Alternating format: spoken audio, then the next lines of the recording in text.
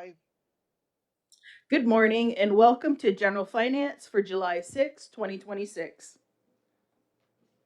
Let's go to the agenda. Number one, attendance roll call. Scotto, I'm here. Terry Bombery.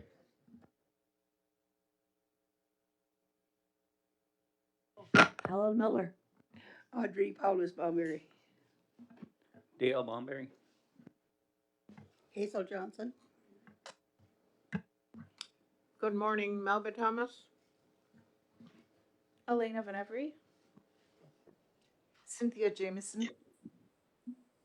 And Councillor Greg Fraser is unable to attend today. And also, I'm not sure where Councillor Danielle is or Councillor Leslie Green. I'm online. Leslie Green is online. Oh, okay.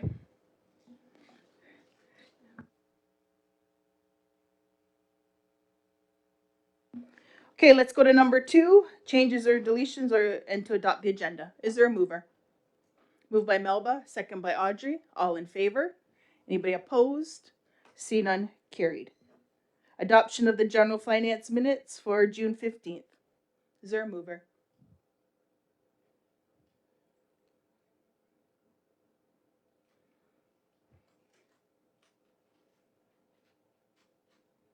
Is there a mover? Moved by Hazel, seconder. Second by Leslie. I move. Second by Leslie. All in favor? Anybody opposed? See none, carried. Let's go to number four, delegations and presentations.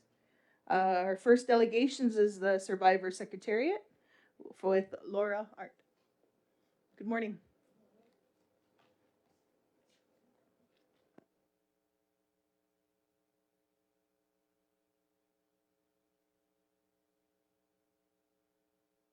Good morning and welcome. Thank you. If you could, just before you start, if you could just bring the mic towards you, No more? that's all. There you go. Okay. The floor is yours. Good to go. I'm not sure. I did send a copy of a briefing note. I'm wondering if that's been provided to the Finance Committee. Yeah? Okay. So the Survivors Secretariat comes before you, and I'll be as quick as I possibly can. First, from a place of gratitude, thank Council for the $1 million in funding that was provided last year to the Survivor Secretariat, which allowed us to focus on events and activities specific to survivors, from a gathering through to our youth summer program, to support some of the work around education, our record and archival history activities, and to provide support for staffing. As you may know, in 24-25, we received $0 in funding from the federal government, despite repeated information informing us a decision would be coming. And then a month before the end of the fiscal year, we were denied funding by Canada. We were very close to closing our doors last year when we got a phone call offering us $1 million from Six Nations. And over the last year, we have frugally managed the funding you provided. We have provided you with the allocations that we submitted and what we actually spent. We did underspend by about $157,000, largely associated with how we managed our event, and some of the funding associated with some of our summer programming and archival research. What we wanted to do is come back to council and ask if we could please keep the $157,000 that we did not spend, to support our ability to do one of two things. Use that funding to either go towards work we have been trying to do with the Mohawk Village Memorial Park activities. As you know, Canada initially approved us for $1.2 million, and then they clawed back $750,000 of that funding. And what we have continued to ask for the funding. All they're going to allow us to use is $150,000. We would like, through option one, is to combine that with the remainder of this funding to support the survivors' work at the park. The second option, option B, that we would like to ask, if that is not an option that works for council, we would like to ask if we could realign the funding to host a gathering this fall in Ottawa. As you may know, the Survivor Secretariat was part of the Permanent People's Tribunal. We were witnesses, both from a survivor lens and an organizer lens, into the 5-day hearings that were held in Montreal in May. The interim decision that came forward at the conclusion of the 5 days of hearings was that Canada is guilty of crimes against humanity and genocide, with its activities associated with the operation of the Indian residential school system. Our second, that I give you that information because the second ask is to host a gathering for survivors in Ottawa on September 30th, when the formal decision of the Permanent People's Committee or Tribunal will be released from Italy. And what we would like to do is, if the funding can be used to support our ability to bring survivors from across Canada to Ottawa for that decision.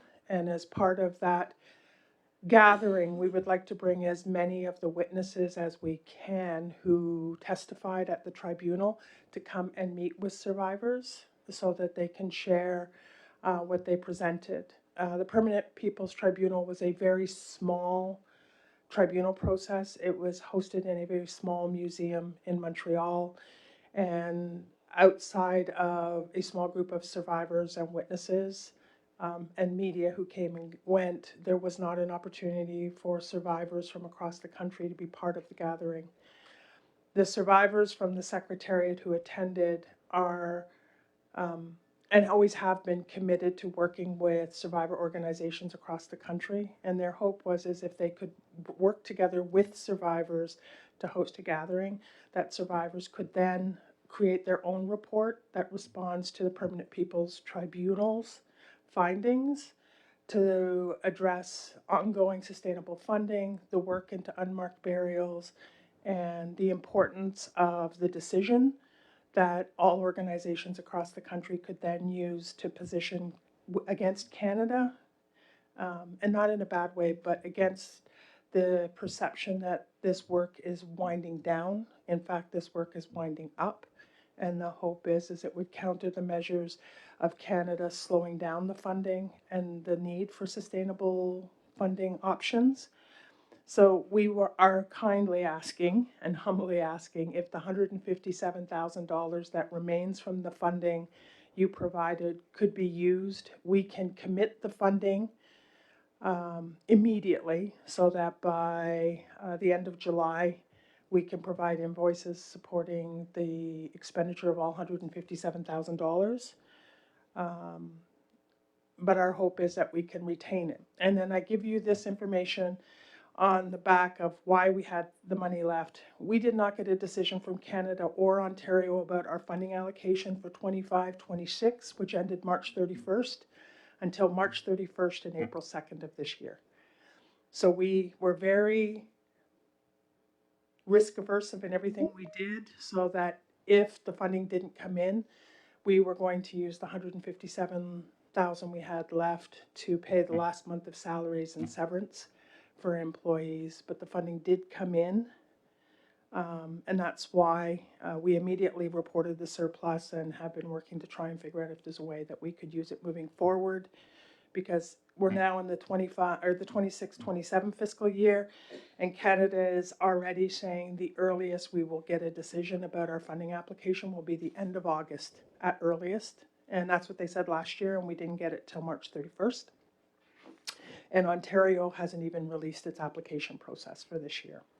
So our hope is if we can use the funding for one of these two options we've provided with you, it would be our ability, perhaps, we don't want to say that our work is winding down, and we don't think it will given the decision that came from the Permanent People's Tribunal, but it will allow the survivors to have either that opportunity to contribute to the park or to contribute towards a final gathering that would allow us to continue the work of the Secretariat.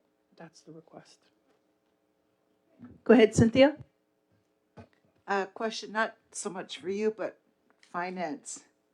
Wayne, the monies that were provided to the Secretariat, I understand they came from wellness because I'm trying to recall, the activities aligned with something wellness would have done.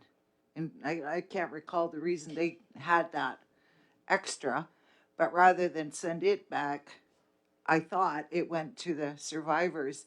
So question is, were we allowed to carry that over? I know they have time limits. The fund from the funder, is that allowed?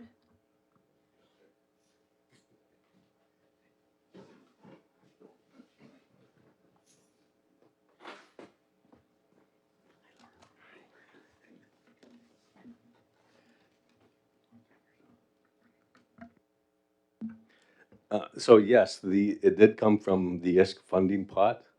It would be reported on in this year's audit from our perspective. The total amount would be reported on from our perspective. I realize that, but is it allowable, like this carryover? Like, because a lot of times, because it was already not spent last year, so now we're looking at it being spent this year. They're not going to claw it back from us? To say from our perspective, it's been all recorded and reported. The $1 million has been spent on SNGR's records. Because yes, But don't they require?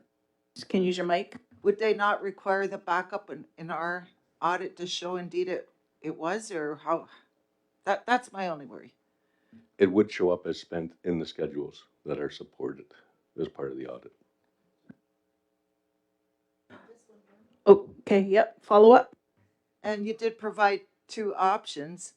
They're both great options. My preference, I don't know about the rest of council, would be that to finish that memorial park. You know, it's have it finished, and then there's something ongoing. Any other questions?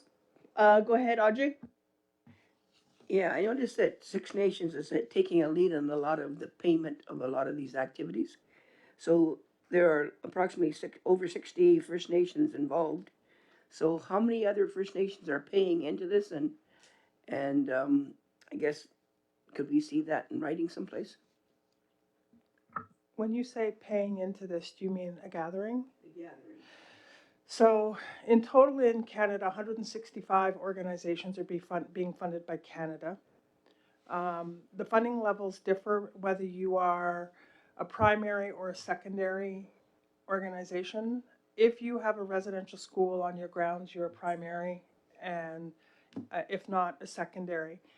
That we are aware of when it comes to, we have 60 plus First Nations that we're aware of so far that had their children taken. Whenever we host a gathering, we cover for one survivor and a companion. We cover the cost for travel, accommodation, and to attend. Our last gathering, and part of the reason we have the 157,000 is when we hosted the gathering with which we used Six Nations funding. What we did is we placed a requirement on survivors to first work through their First Nation for travel, and then if they could not cover or address the travel costs, then we would offset the travel. That cut our travel and accommodations bill for survivors attending the event by about $60,000.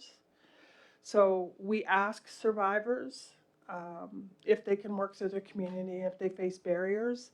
The problem we have had, and we have worked very hard, we know every organization in the country that's doing the work, getting other communities to contribute to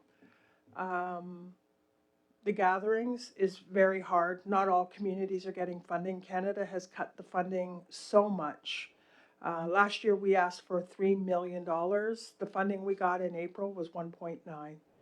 We got about 65% of what we asked for. And we are the largest most advanced survivor organization in the country. Many communities are getting $10, $50, $30,000 to fund anything they want to do, and the funding is often very small for those communities that actually didn't host a residential school. We do try to work with the First Nations. The unfortunate reality is the way this funding has been, the taps have been turned off. Many communities have next to nothing available to them. I think we were devastated when we heard about 1.1 less million than we had asked. We actually asked for 4 million and got 1.9. And not to be braggarty, I guess, we are the most advanced Indian residential school project in the country. That's why we were asked to testify at the tribunal process, because of our approach to research, the ground search. The one thing nobody has been able to say, although Canada did try, is that we haven't used the money as effectively as we could. We have used every penny we've been able to get. We have just completed a major project with Heritage Canada to create a museum installation that was at the tribunal and is going to be at the ROM and then going to the National Human Rights Museum. So we're creating ways to do the things, the education work and the things that we're doing, but trying to get other communities to partner and collaborate in this work has been very difficult. Getting survivors has been no problem. We're working with survivors across Canada, but getting First Nations on board has not been helpful. Any other questions or comments? Go ahead, Helen. Yeah, if I remember correctly, the whole point of putting these together was to start looking for bodies at the Mohawk Institute. Have we done any of that? So we have conducted ground search on a little bit more than 2.5% of the acreage at the Mohawk Institute. The reason we do archival research is you have to know who went in. Then we, by deduction, we're able to figure out who we can't account for. So we've been able to account for, so far, 6,200 children that were taken into the Mohawk Institute. We've been able to identify and confirm 102 to 105 deaths. We don't and have not reported on to the media or anybody when we have found remains. We have let Chief and Council know when we have found bones. And we don't know if they're ancestral bones or if they're non-human animal bones, because the ground has been so disturbed over the years. So what we can say is we have been able to identify 105 deaths, which is about 65 more than the TRC reported, just based on our records and our review. We have worked very hard with Woodlands Cultural Center, Lands, with Tanya Hill Montour, an archaeology panel to try and find out as much information as we can. But here's the biggest problem. Canada has cut funding for invasive archaeology. So we can't put shovels in ground. They won't fund it. We can run the ground with GPR machines and with drones and with satellite and other technologies. But if we see anomalies, Canada won't cover for the cost to do the archaeology work that's associated with it. So yes, this work did start as looking for bodies. Problem is after year 3, Canada cut the funding for invasive archaeology, which means you can't disturb the ground. Okay, any other questions or comments? Is someone wanting to put a motion on the floor out of these two?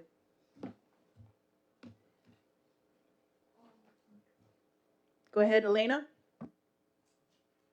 My recommendation, I guess, would be for a little bit more due diligence. I know that it's already expensed, Wayne, but for us just to ensure that both options meet any funding criteria, and then let the Survivor Secretariat know. All right. So we'll find all that information out, and then we'll get back to you. Thank you. Okay. Oh, I have a question though. Just before you leave, can you explain how people can look for information about family members who So, went to the Mohawk Institute? yes, so if anyone wants to find information about family members, we have a lot of restrictions placed on us by the NCTR in Canada. So hypothetically, if I was calling about my mother's sister to get information about her, I can talk to our records lead, which is Micah Patterson. And Micah will work with you to gather as much information about that family member as you have, like name, date of birth, when you thought they went into the residential school, are you aware if they came home? And then with that information, we go through our database. And if Micah finds information, we can sit with you and share what we know. But based on some of the restrictions that have been placed on us by Canada and the NCTR, we can't necessarily provide you with copies of the records. So what we do try to do is, there are records the NCTR won't let us share or Canada won't let us share because of restrictions to access, but we've been able to find those same records in publicly accessible spaces. So if we're aware of a publicly accessible space where you can find it, we'll give you the links and you can get the records. But it doesn't mean we can share what we know. It doesn't mean we can share the records. And that's, at this point, we're not pushing that because Canada holds 27 million more documents. We want access to them. And if we start fighting over giving records, Canada could block us from having access to the 27 million. We do think there's a push coming down the road. Our records, they belong in our hands, they belong in our stewardship. So we have been working very hard to create some data stewardship requirements. And we would love to come back at some point and talk to you because that's a very long conversation. But the stewardship is that Six Nations Council has given us access to the records and stewardship around the residential school through a memorandum of agreement that exists between Six Nations, the Survivor Secretariat, the University of Manitoba, through the NCTR, and No History. So we have been working very hard for data stewardship. We have created a database, which we've used the funding for, and data protocols associated to how to access records. So while we can't give you a copy, we can give you the information, and we can assure you we're protecting the memories of the children moving forward. And what's your telephone number if somebody wants to contact you to get this information? I would say the best way to get us is info@survivorsecretariat.ca through our email. The problem is, I don't know if council's aware, our office has been overtaken with mold. And so we haven't been in our offices since second week of June until it gets sorted out. So our phone is in the office right now. We haven't had a chance to move forward it. So the email, and we have put phone number and information on our front door in the interim. And on your front door, what's just the address in case somebody went there? Our address is 2676 4th Line. We're at the old sustenance building beside Big Six gas station. Okay, thank you for that. Hazel, you had something? Yeah, I just wanted to ask the question with regard to the cut in funding, and it seems like everything that she has informed us about this morning deals with Canada putting a stumbling block for nothing to come of this. I'm just wondering, with that Iroquois caucus and their mandate, where they kind of all band together to help a matter, why couldn't this go to them? Because the Truth and Reconciliation recommendations was to find the missing children and all of that. Now it sounds like they're the worst enemy as far as that happening, because there's something they don't want everybody to know again. So that's my spiel for the morning. Thanks. For sure, I can bring that up at Iroquois Caucus. And if there's any information that you can send to Linda, um, just some background and stuff, so I can let the chiefs know who sit there. Okay? Again, Thank you. thank you. Okay, you want just a motion as information for now?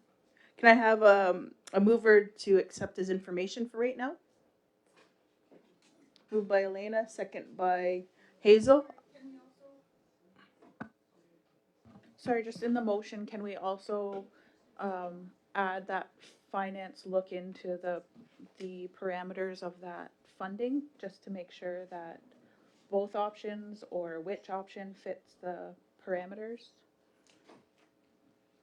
Yep, so we'll add that in the motion also. Okay. So it's been moved and seconded. All in favor? Anybody opposed? See none. Carried. Okay, let's go to number 4-3. The Six Nations farmers. Come on up.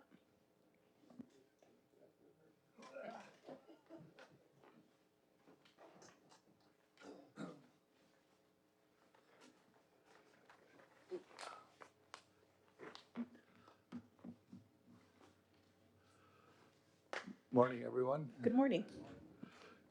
Thanks for the pleasure of being able to address you again.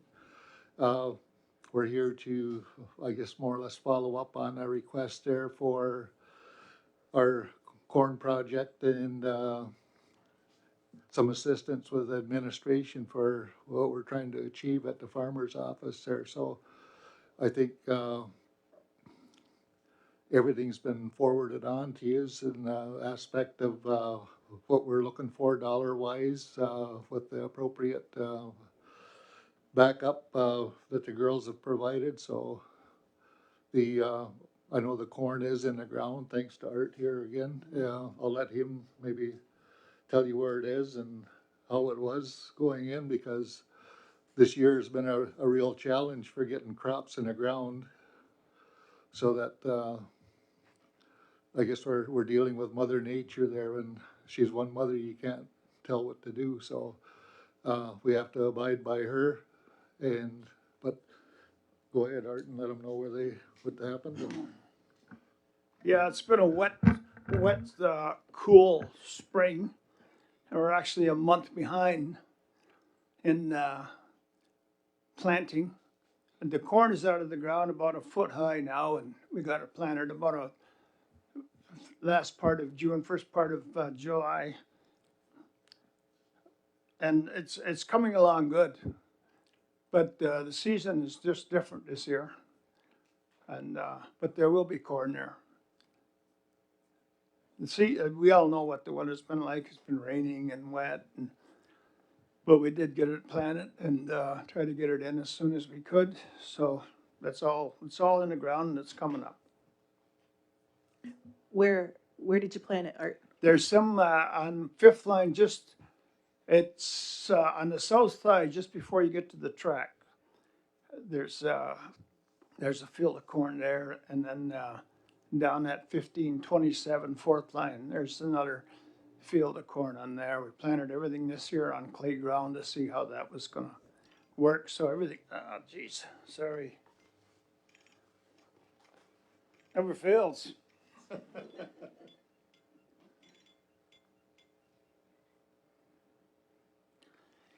Yeah, the signs will go up where the corn is planted for the community to see, so they can get out and pick when it's ready.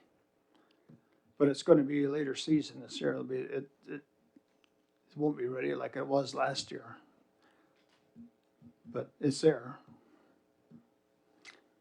As we know, the cost of everything's gone up. The fertilizer's gone sky high, fuel, everything that we put into it is it's increased a good third in our expenses, but that's just the way the ball bounces right now, the economy the way it is.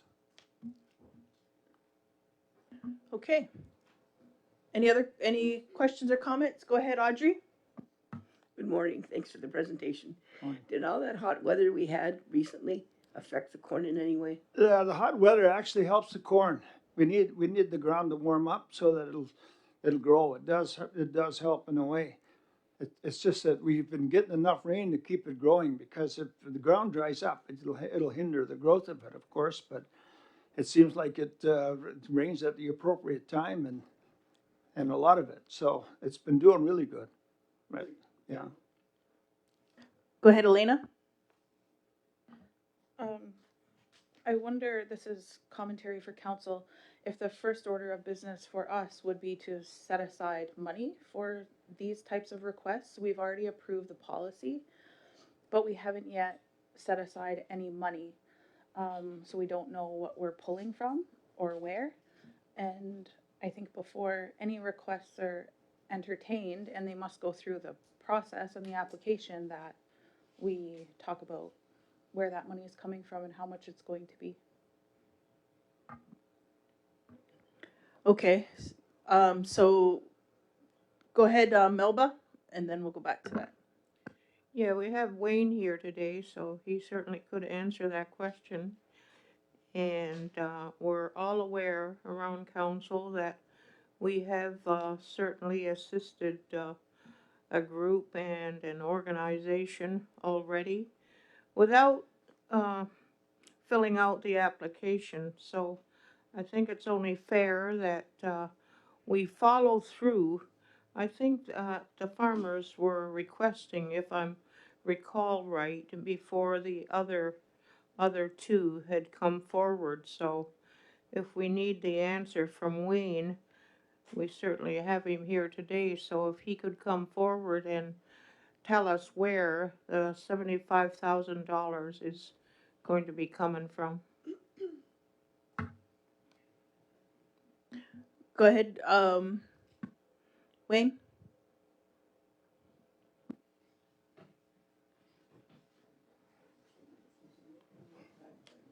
Be a mic on the back, on the table there. Yeah, just turn on. Yeah, no. Well, the most logical place would be the OFNLP funds that are remaining there, and or the community project funding that was set aside as well, which originated from OFNLP funds as well. Thank you. Okay, go ahead, So- Leslie. Oh, go ahead. You have a follow-up, Melba? Yeah, follow up. So I think we should follow through today. As you can see, that Art has put his money forward, as far as I understand, and it's only fair that we follow through and carry through. We know the community is waiting, along with, I guess Oneida last year took advantage of the corn also. So I want to make that recommendation that's here, that we approve and to allocate $75,000 from OFNLP funds to Six Nations Farmers Association for the White Corn Project. You're throwing the resolution on the floor, Melba? Yes. Okay, there's a resolution on the floor. It's been moved. Is there a seconder? Second by Leslie. Question? Go ahead, Leslie. Did you have a? Yes. Yep. Go ahead, then Elena. I want to make a comment that even if, when we do choose to secure this funding for the Farmers Association, that this year, June 11th, that Kearney passed the National Food Security Strategy, and it's for 10 years. They're putting in like billions of dollars. I don't know exactly how much at this, 3.2 billion, but 750 million is going to be used for direct growing productions. So it's good if we're going to help them, because we could apply for that funding for at least 10 years, like, because it's the 10-year program. So we could consider that in our, yeah, there's other breakdowns. I won't share that today, but I just wanted to share that so that we know what's available. Thanks. Yep. Go ahead, Elena. Okay, in the interest of understanding all of these expenses, The ask is for $75,000. What I'm reading right now is not very detailed. So the initial request, a couple months back, I guess, was for 35 acres. This request is for 20 acres, yet the amount is the same that you're requesting. So the acreage has been reduced by 13 acres, but the amount per acre and the total is the same. Who owns the land, and so who's being paid for it, because there's land rent included in that price. So who owns those parcels?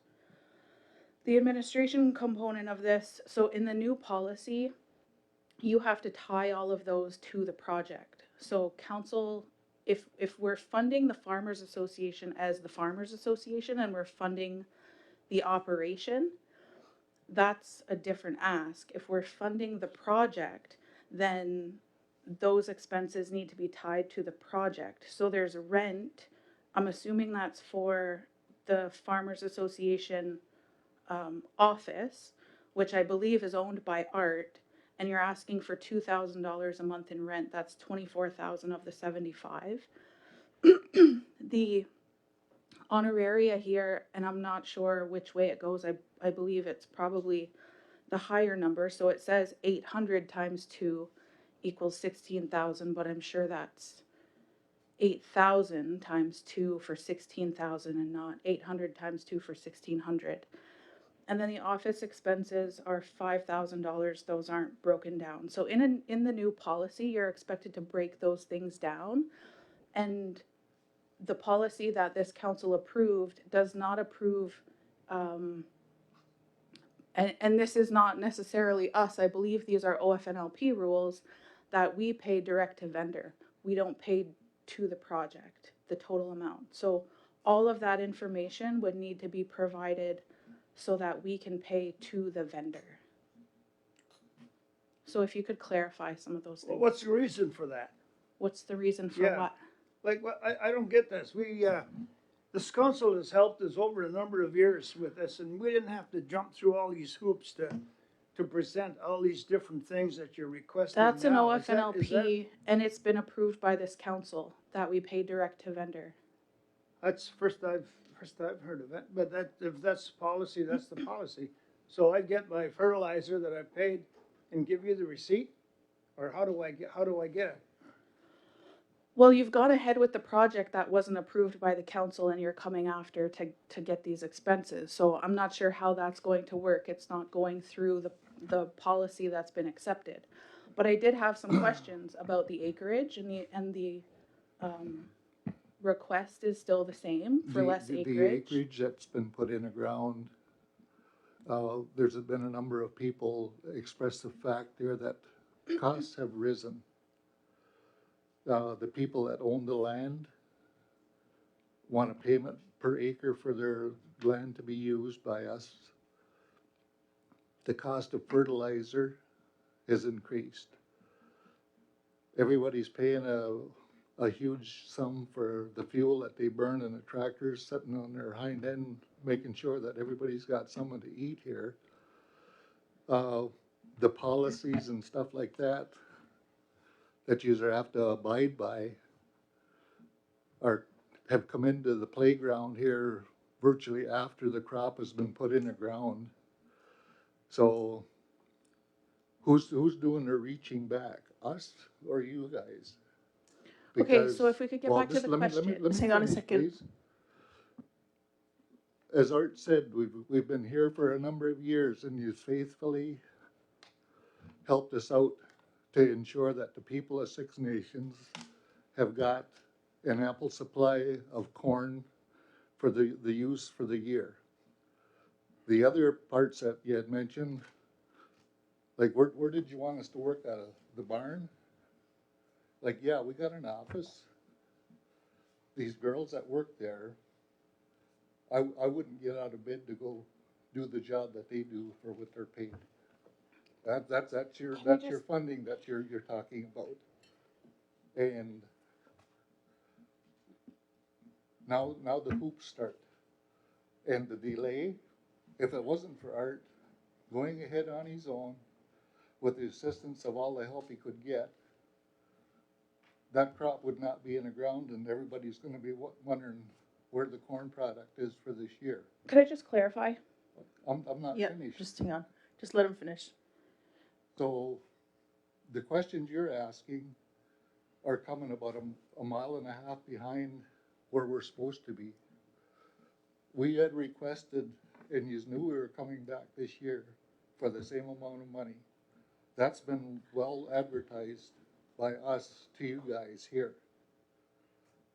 I don't know what else I can say, but it sure is discouraging to come and have another stumbling block of let's hold on and wait. Okay. Go ahead, Elena, and then I have Leslie, Hazel, then I have Ruby. Just to clarify, so I asked these questions, they still haven't been answered. But to clarify, before the corn was in the ground, the Farmers Association was alerted that there was a policy being drafted and that we didn't know how much money would be allocated. The Farmers Association was alerted to that fact before the corn went in the ground. But the questions that I'm asking are to clarify what the expenses are for. This is community money.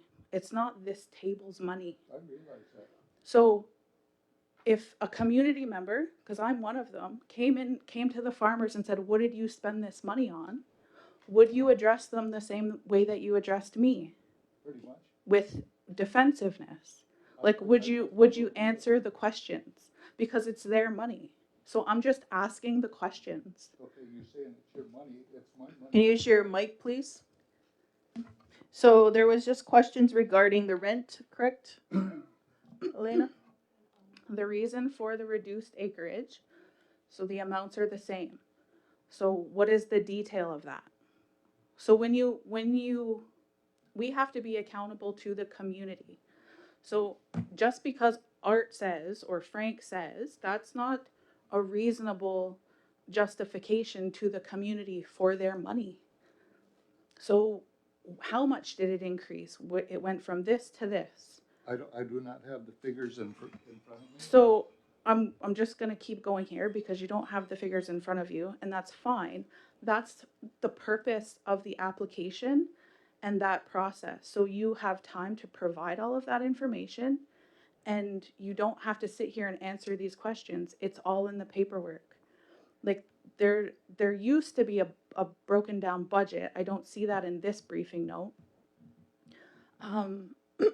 And then the rent for all year, as I mentioned, the policy ties the ask to the project.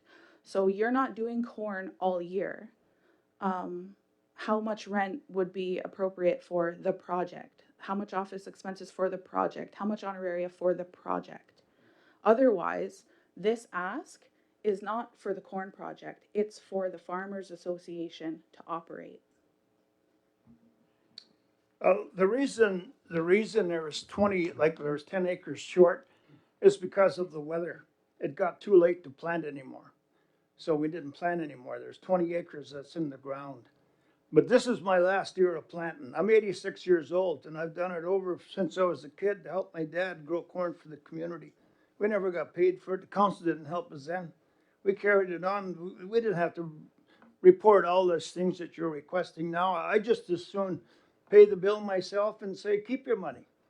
Put it in your pocket or pay your honorariums or whatever it is. I don't need to sit here and beg for a few bucks. It's covered. I paid for it. You can't wait. We've been waiting for the 1st of June to hear from you. You keep putting it off. Go to this committee, go to that committee. What's happened to this council? Why can't you just make a decision like they used to? You bring your presentation here, they look at it and they say, yeah, no, change this. We're willing to work together as a community. And then we run into this. I don't want no part of that. And I'm glad I'm done growing. This is it. I'm finished. I don't need that. So it's been moved and seconded still, but I still have a list of Leslie, Hazel, Ruby, then Melba. Go ahead, Leslie. first of all, I'd like to thank you for coming here and for the contributions over the years. I don't know if that comment I heard about just because so and so is sitting here, I don't know if that was a like a put down or it certainly wasn't uplifting, but I'll uplift you in the community because I fully believe in what's happening here and that you are contributors to our community. Now, uh, prior when you came here that time, we sent this group to an unfinished organization which was led over here, and so it was delayed. And as a result, now we sit here, and yes, it is like you're begging. And I wish you would have been offered that money at that time because we would have been ahead of spring. We would have been ahead of the game and not coming after the money has been put out there. You know what I mean? Like, and I really appreciate you. So I just want to put that out there. Thank you. Hazel? Oh, I know that the program, the Farmers Association and Art for the Corn, thank you. To me, that's a community spirited endeavor, and nobody should be questioning it down to how many kernels of corn you're going to harvest. It's getting beyond ridiculous to hear it.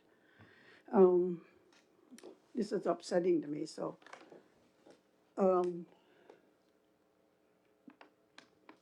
We talked about this council needing to generate income in various manners.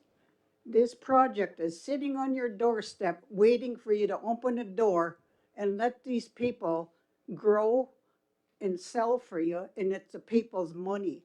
Yet we're sitting here basically down to the nitty gritty of wanting to know how many kernels of corn is going to be on each cob. We're getting to the point of being ridiculous. I think we need to pass this resolution and get on with it. I don't want to hear the farmers having to come in here and rehash and tell it over again, tell it over again. Come on, let's make progress. Ruby?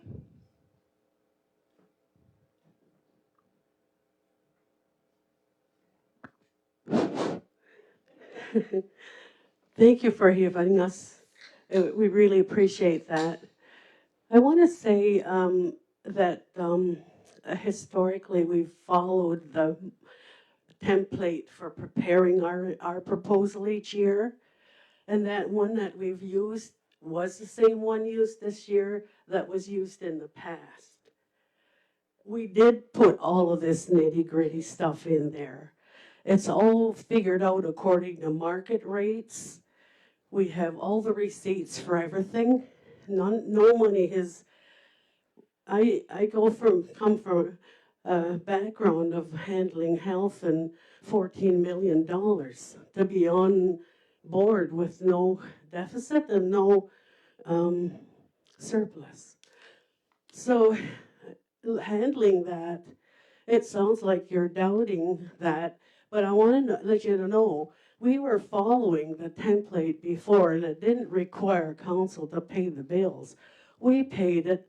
We have the receipts for every single thing we spent. So once you've changed this template, we saw that in the paper. We never got notified. And so we were waiting and waiting and waiting, asking everybody, what is the new template? We never did get it, and to this day, I don't know who's got it or where you get it. Is there one? This is where I'm wondering about.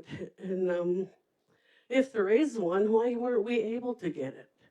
We asked everybody that we thought maybe could give it to us. So it isn't as if we're coming in here, and this was way in February, mind you. We started asking in February. We didn't know there's going to be this change. So these are some of the things that strike me. And because we were in there, this corn is critical to our community. If you know the years gone by, that, you know, when there was no corn, people were desperate for corn. And there's a lot of need for the corn, both white and uh, flint corn, for the ceremonies and all that through the whole year. So I just want to say it really hurts the way it's turning out. And I'm sorry about that, but we're trying our best there. And you're saying, well, it is, your rent all year. Well, that corn thing does go all year. We go round the year for it. We start in, we evaluate it in December.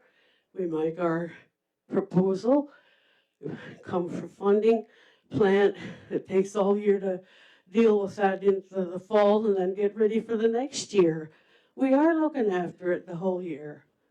So, what else was your question? I forgot. But anyway, I want you to know we still don't know what your template is. When's it going to be ready? Like, how long does it take a policy, a template to get out and get in effect? We're still waiting, and nobody knows what it is that I found. Am I wrong?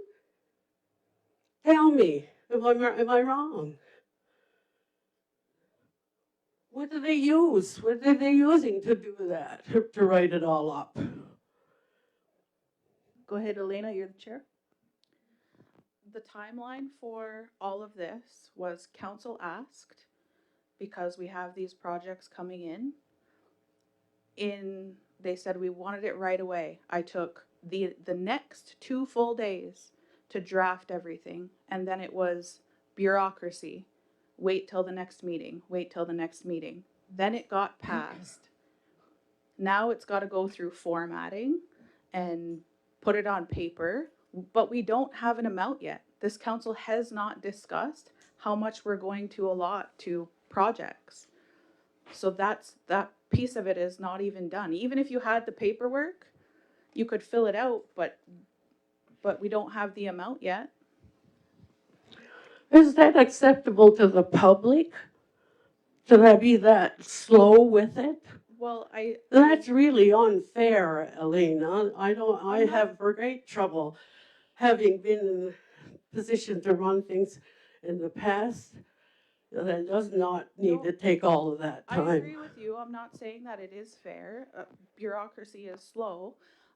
What's also not fair is not answering the questions that I asked for the community. When he said that the fertilizer went up so much, and we redone everything according to market rate. I get that. So I want to. What's your issue then? So I'm going to stop everybody right here. We have a motion on the floor. It's been moved by Melba and second by Leslie that the Six Nations of the Grand River 59th Elected Council approve to allocate $75,000 from the OFNLP funds to the Six Nations Farmers Association for the 2026 White Corn Project. It's been moved and seconded. All in favor? Please raise your hands. We got raise your hands. 1, 2, 3, 4, 5, 6. And you have a 7, or you got a question? You have a comment? Go ahead, and then. Yeah. I just wanted to state Elena is correct in all that she has said. Having said that, it has been always my experience when the people responsible to, example, put the policy together, the approvers, when it's the fault of that, not the individuals applying, we would show a grace for that reason. It's not their fault. And I do recall this coming way back in February, and we were all exasperated, the whole bunch of us, because it takes so darn long for something to happen. That's why Jill's the new person. It's going to make us more expedient here, because it is grates on everyone when it takes so long.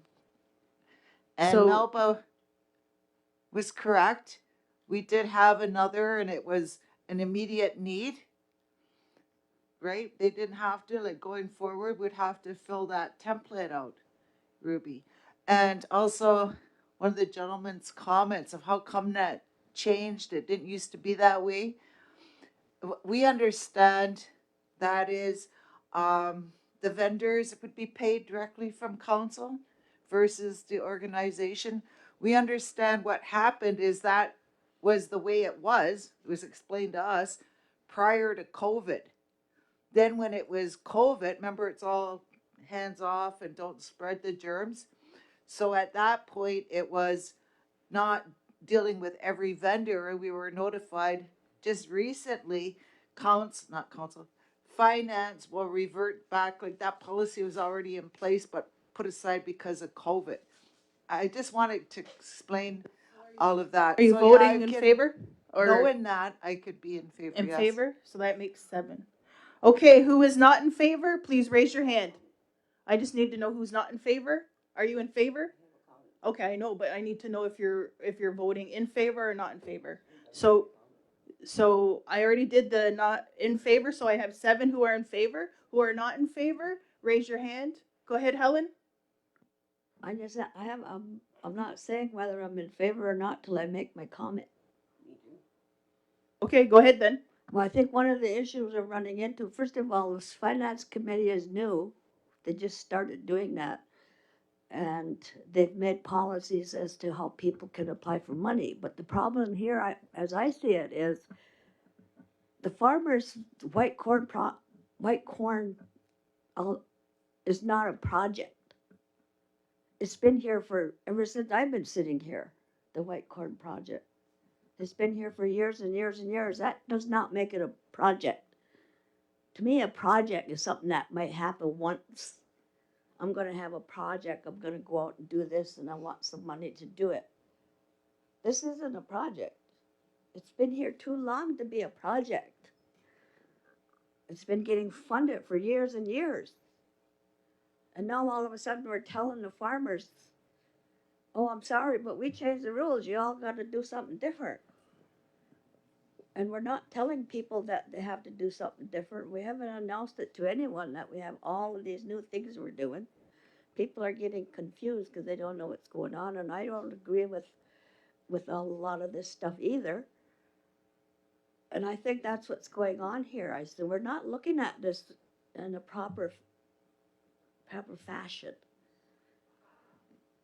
It's almost like it's been not regular funding. What do you call it when you get funding every year? It's almost been like, that's how it's been all these years. And now all of a sudden we're telling the farmers, you got to change everything you're doing and do it different. And we're going to decide how much money to give you. That's my understanding. So we got to start looking at this differently. I don't know if you call it a program or what it is. To me, it's not a project, and it shouldn't be falling under a project. It has to be looked at differently from what we've been looking at it.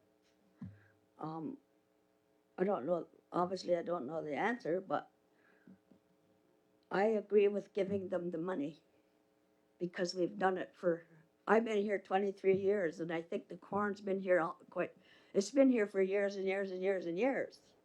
So it's not something new that just come up and they want money. We're not looking at this right. We're not looking at this right. We got to look at it differently. I don't know what it's called, but we have to look at it differently. Okay, so you're voting to support the resolution. Okay. Go ahead, Audrey. Yes. I think that it's a really great initiative and project, and I support it, but I think that it has to go, and it's not your fault, it's Mother Nature's.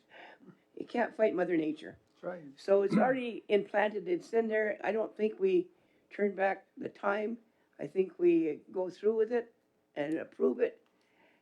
But the only thing is for next year, Art, when you're not here, somebody else has to pick up the slack and get that template, fill it out, and start following a whole new process. So I think that's the easiest way to go. So I am in You favor are of it in favor? for- yeah, for grace for this That's year. 9. Okay, just give me a second. Okay. Okay, Dale? Yeah, the only reason why I'm saying I'm not in favor is just because I know this council asked for that policy, came to council, every councilor had opportunity to have input to it. And yeah, it got delayed, so, but I mean, there's the policy that we created and to be more accountable. And yes, I agree that the farmers have been coming here a long time for corn. I know when it first came, it was like $10,000, I think. It's been going up. Yeah, and for the longest time, it was at 10,000. And I think when I left here in 2000, it was around what, maybe 15 or 20,000 at that point.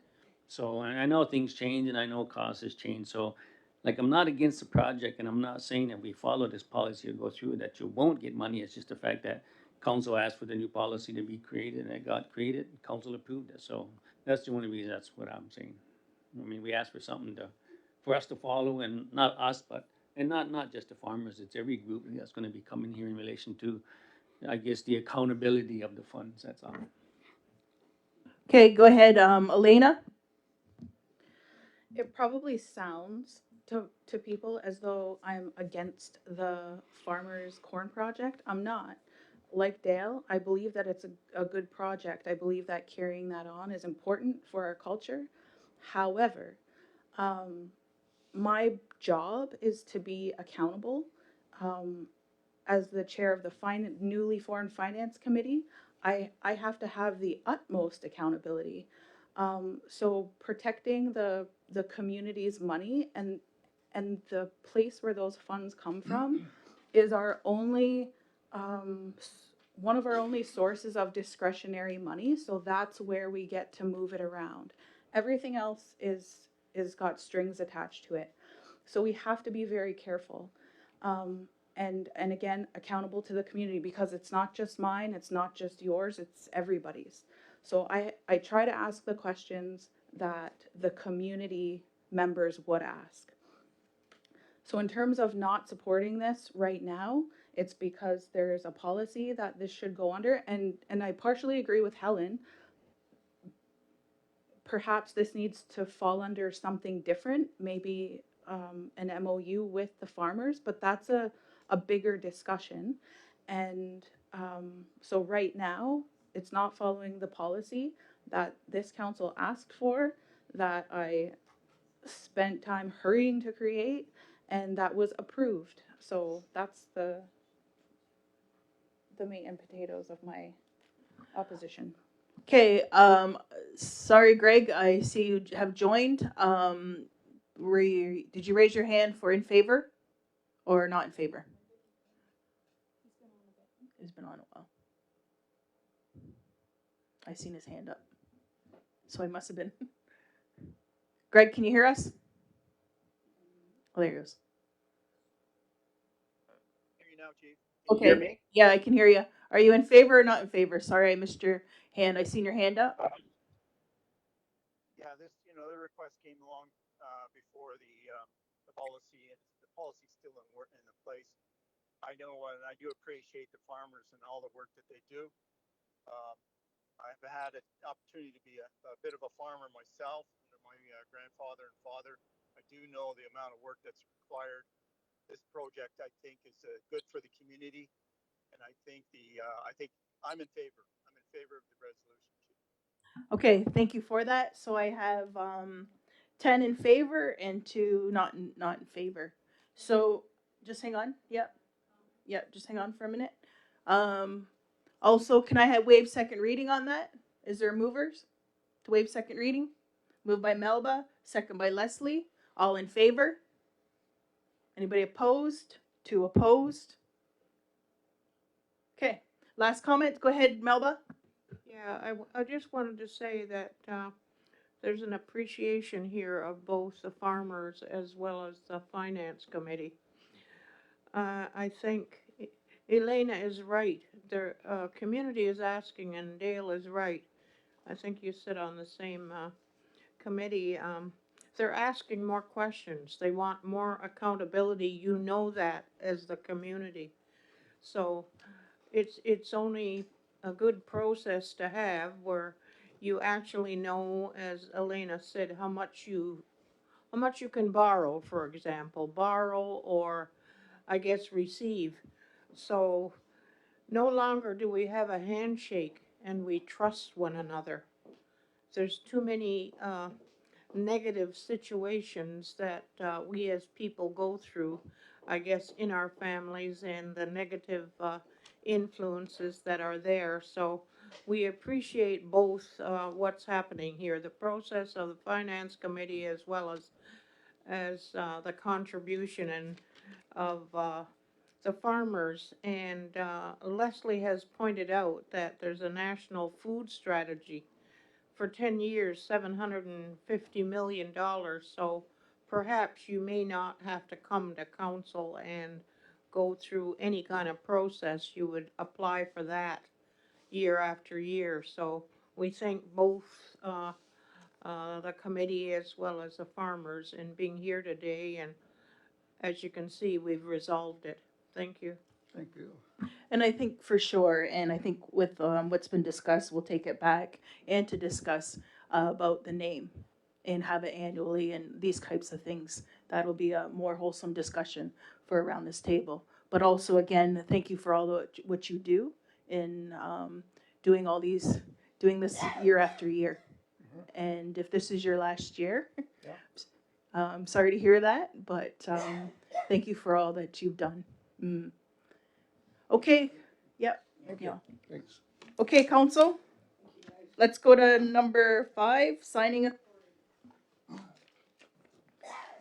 Whereas the Six Nations of the Grand River elected council is required to update the signing authorities for on all business accounts with the Royal Bank of Canada. Whereas recent changes of senior staff have occurred within the administration department and finance department.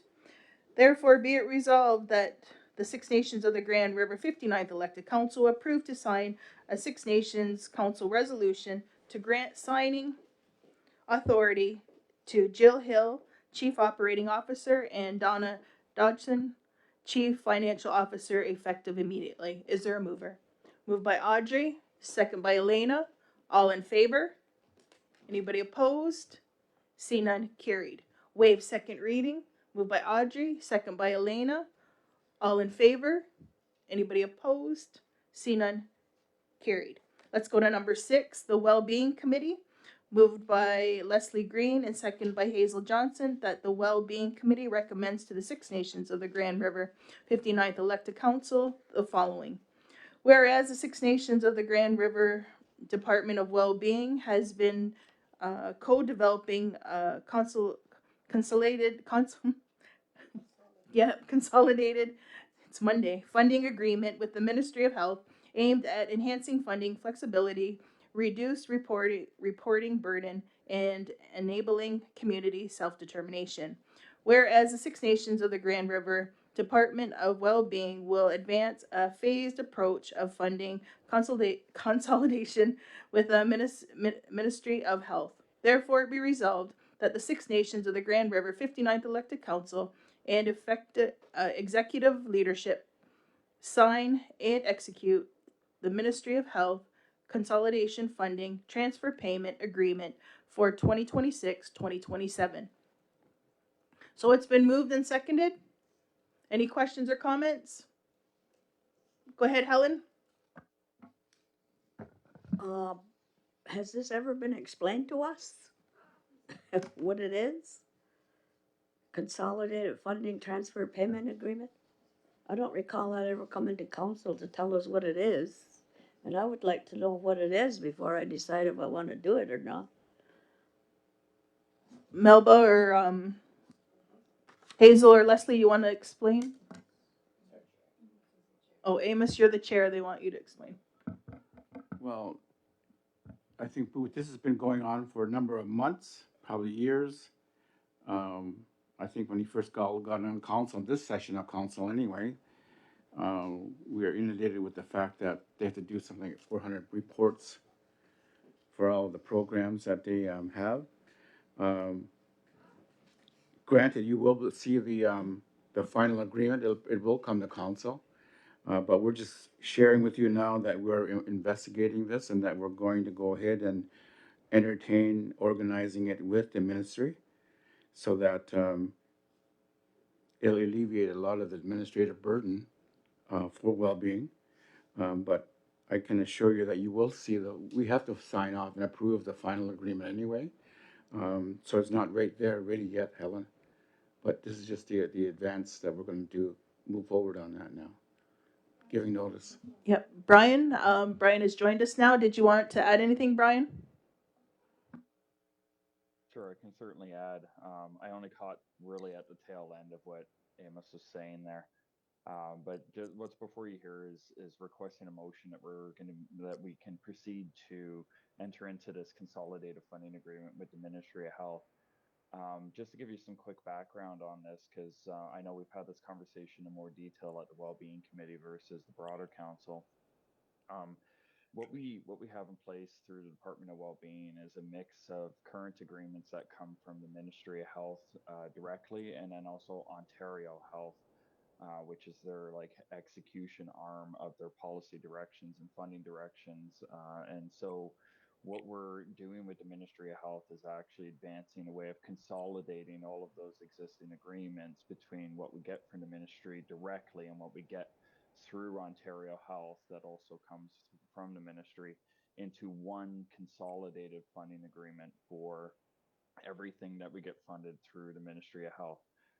This is going to be tackled in stages. We're getting into the first phase of it for this year. So there's a selection of programs, existing agreements that are being rolled into the first phase of this consolidated funding agreement. This is going to happen over 2 or 3 years, where we have a gradual increase in the different agreements that we are looking to roll in.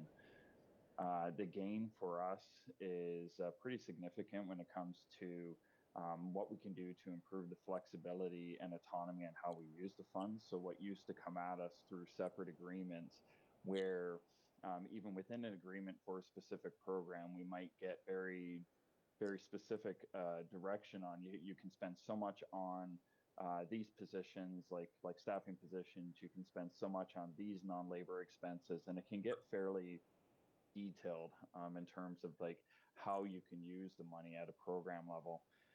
With this new agreement, that all starts to collapse and consolidate up and be treated more like a what I would call a base fund. So like here's the tranche of money to deliver the outcomes of that program or and of this overall agreement, and then you like we as SNGR can then decide how we want to use those funds.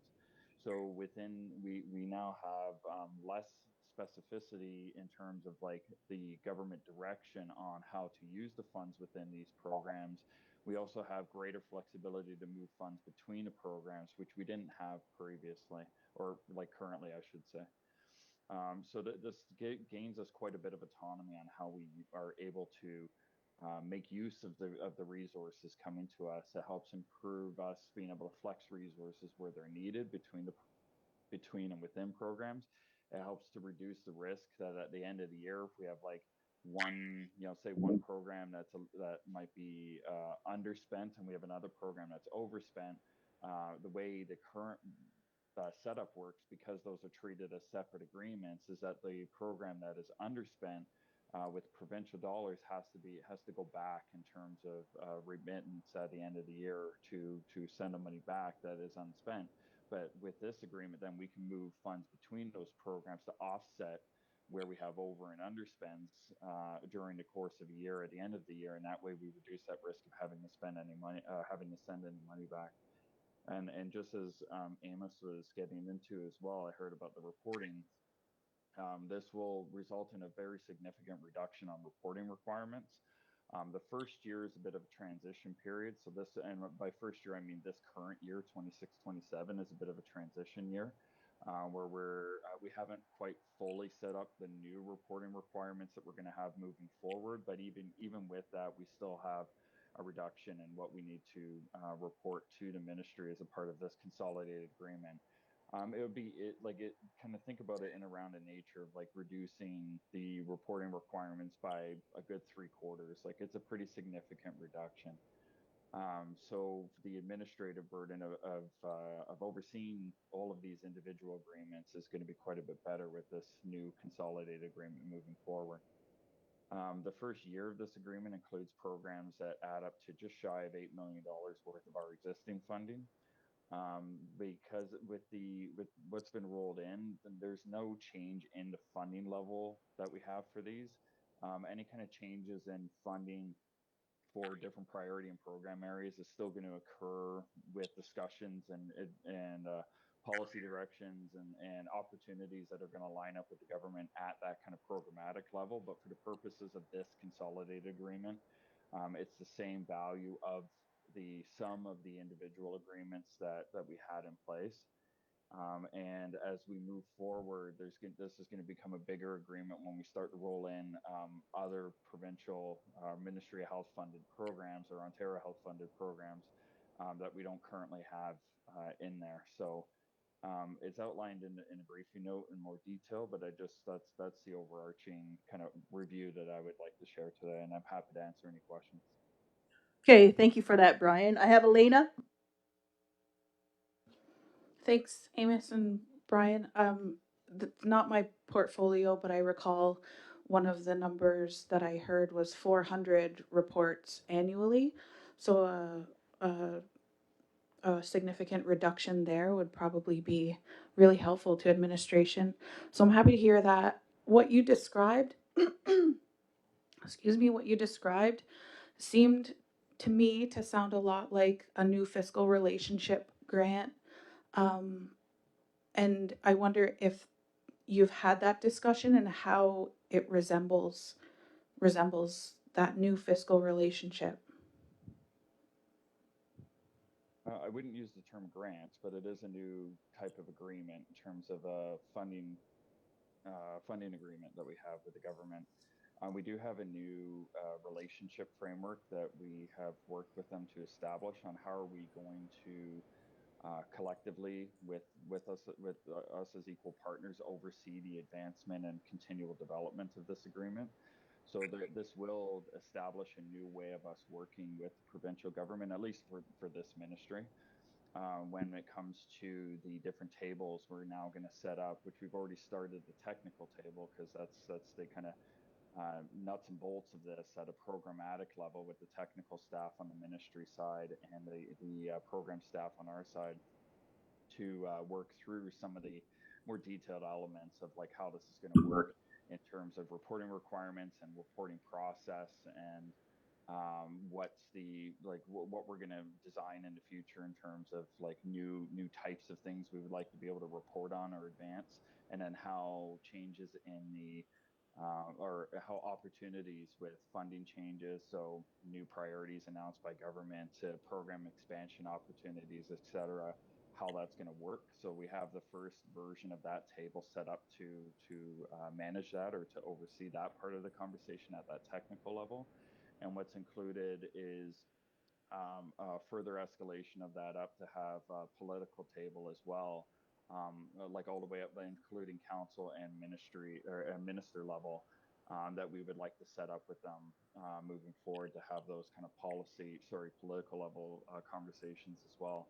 So this new reporting, this new relationship framework is going to be different for us moving forward. Like kind of like the wording of the funding agreement itself is pretty typical of any funding agreement that we get. It's just now rolling these programs up, but the relationship with the government will look quite a bit different moving forward. And just to note too that we're the first community that they've advanced this with. So we're a bit of the pilot area. We're trying this out. We're still trying to build some elements of this while we go, because we don't really have a template to work off of. But they've been very willing partners with us as we have advanced this conversation over the last. It started before my time. I think it's been about a year and a half. Follow up? I appreciate that, Brian. That was going to be my next question. Was there any other community that's kind of gone through this process before? But as I mentioned, it sounds to me like it might be pretty similar to the new fiscal relationship. So those are the 10-year funding agreements with the government. Our community would have to become certified, and then be able to enter into those agreements, which provides for a lot more flexibility, like you've mentioned. So I wonder if in your discussions, part of the conversation can be how similarly does it resemble those structures? If we were to get into those agreements at a later date, would there need to be more significant change, or is it going to look, or would it be easier for the health department overall? So you're referring, Elena, to the ISK agreement, like the new fiscal relationship agreement with that ISK has been putting out. Is that what you were referring to? Yeah, NFRs. Okay. Sorry, I misunderstood what you were asking earlier. So you can, those are going to be fairly distinct. Like this doesn't impact what we need to do or what we could advance from the ISK side for those NFRs. And what we and it kind of the difference to think about it too is that these funding agreements with the province generally don't act like long-term blocks. So you don't enter into them in 10-year blocks. They're basically on annual renewals. So what's similar here is that yes, you're getting the ability to collapse what used to be a bunch of different program lines together, and then be able to use those funds in a much more flexible way. That element of it is similar to the NFRs.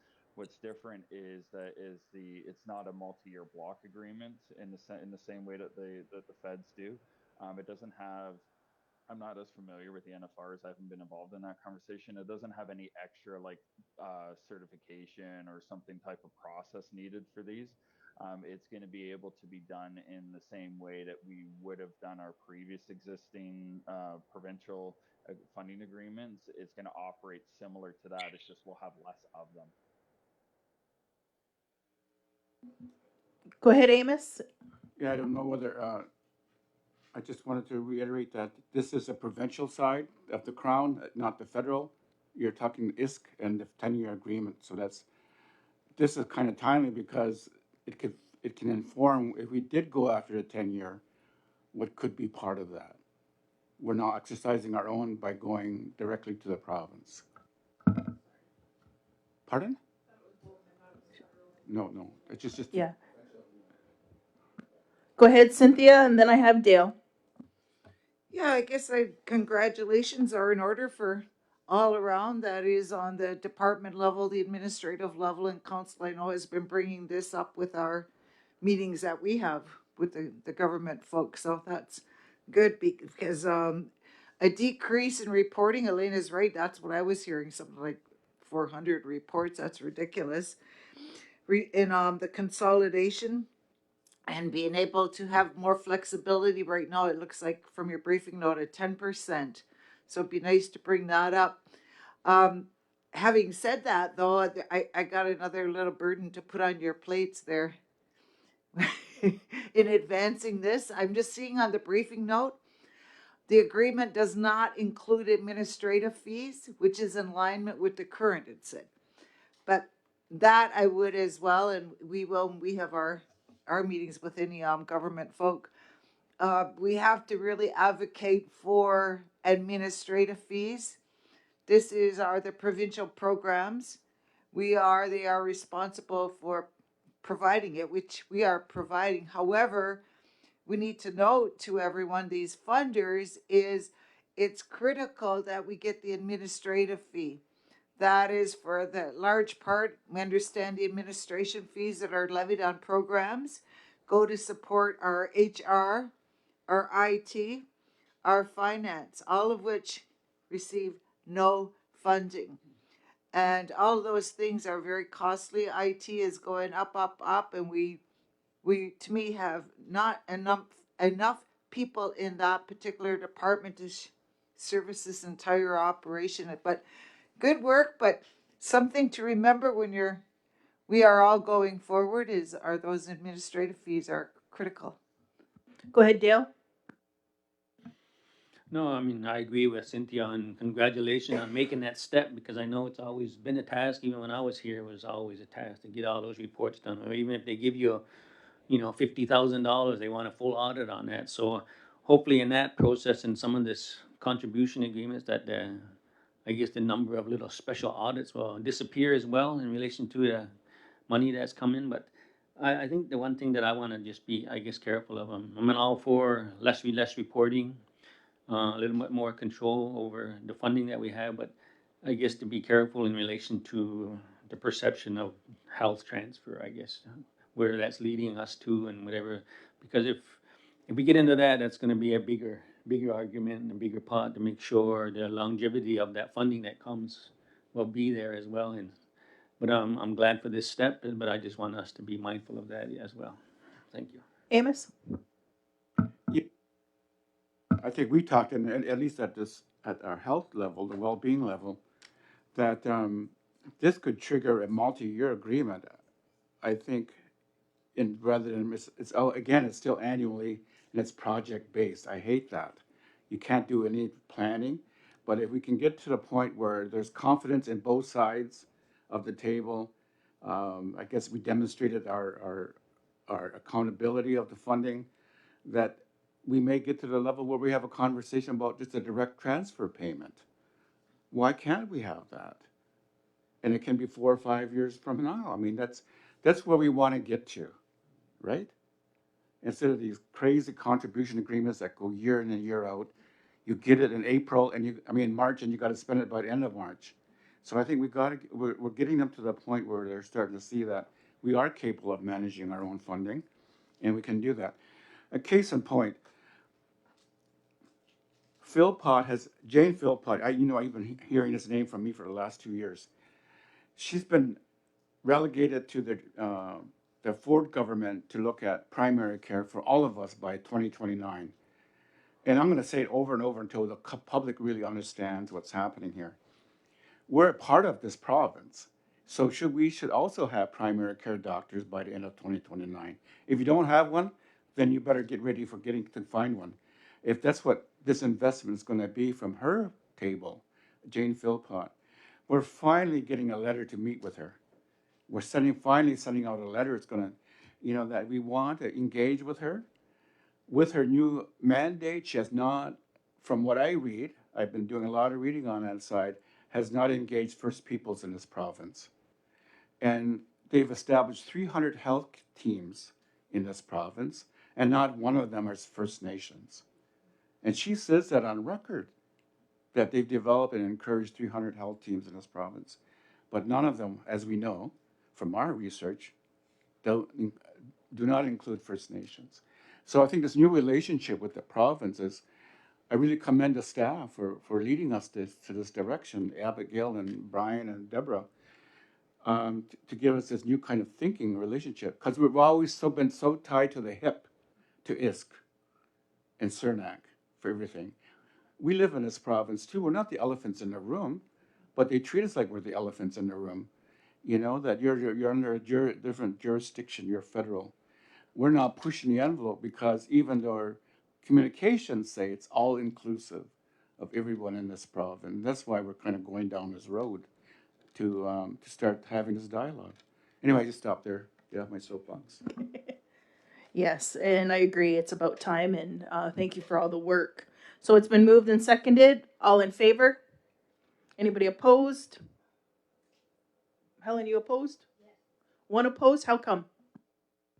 Because I don't like the word transfer. It's all about transferring health. That's where it's leading. This is the first phase, and it's all about transferring health. It already says transfer payment agreement. And I hadn't realized that Six Nations Council at this point over the years had decided to take over the transfer of health. I don't know if we've ever fully made that decision, but I know it's being pushed at us, and that's what this is. It's the first phase of transferring health. And you know what happens when they transfer health? After a while, they start cutting all the funding. And that's probably why they're not paying admin fees. They only pay admin fees if they're covering the cost. Because they were transferring it to us, we have to pay our own admin fees. You got to really be careful with this stuff because these people are tricky, man. I've been here long enough to know how tricky they are, and you got to be really careful. I'm warning all of you. You gotta be really careful. Okay, so it's been carried. Go ahead, Leslie, then we'll go into 6-2.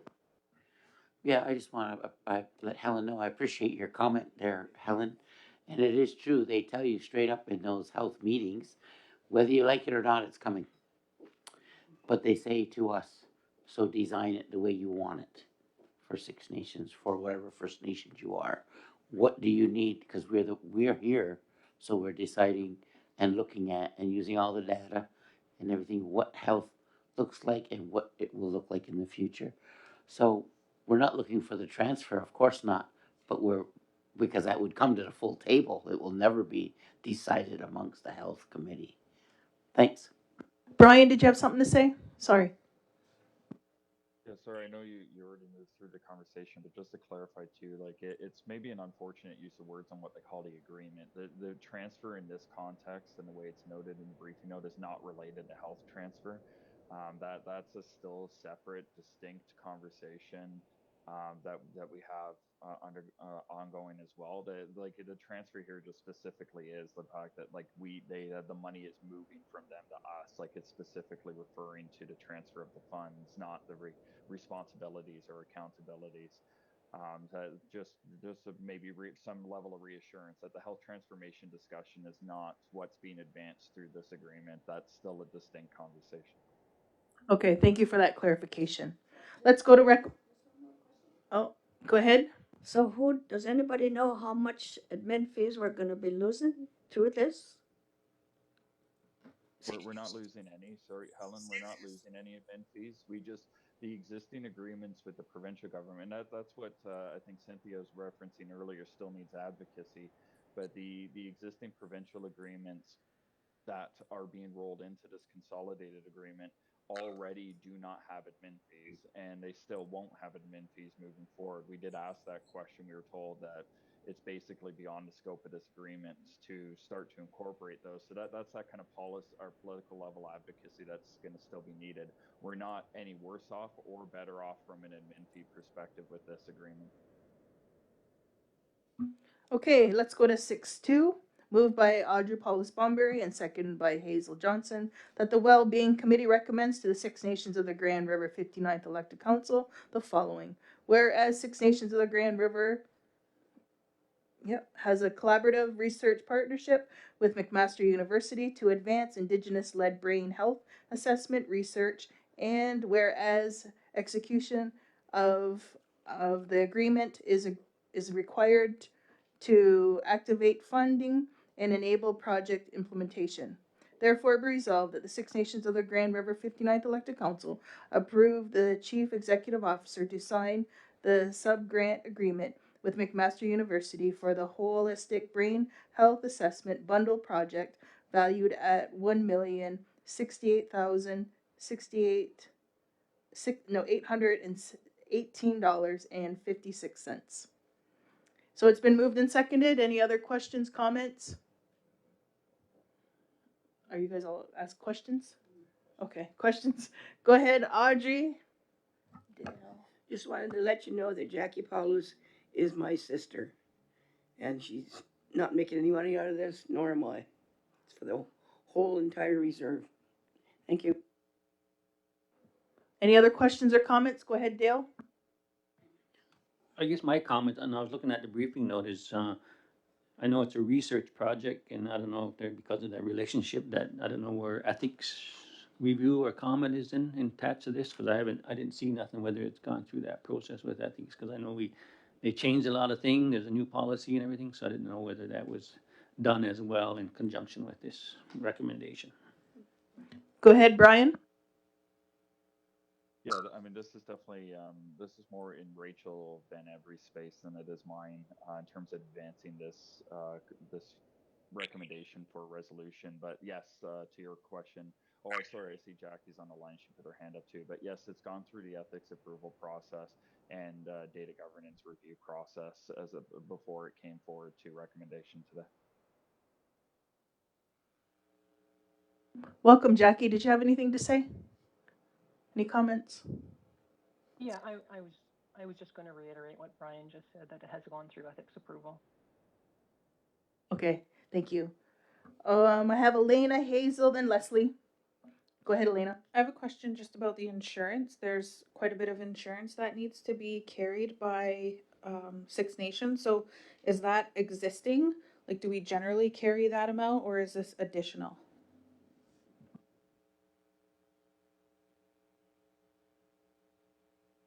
I'll let Jackie jump in if she knows different, but it's part of our existing insurance. We already carry liability insurance at that level for the services that we're providing.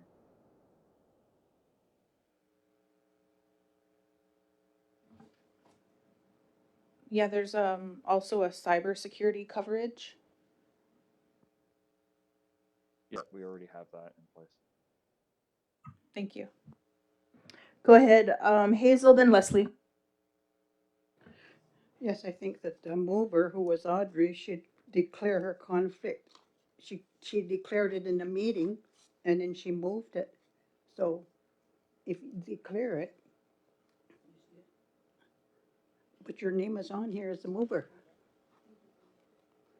How would you, how, that, So I'll get another mover. yeah. Yep. So just before that, so can I have another mover?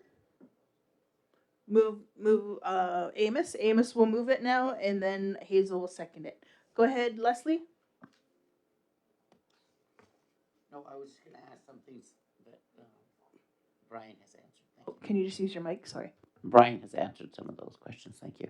Okay, so it's been moved by Amos, second by Hazel. All in favor? Anybody opposed?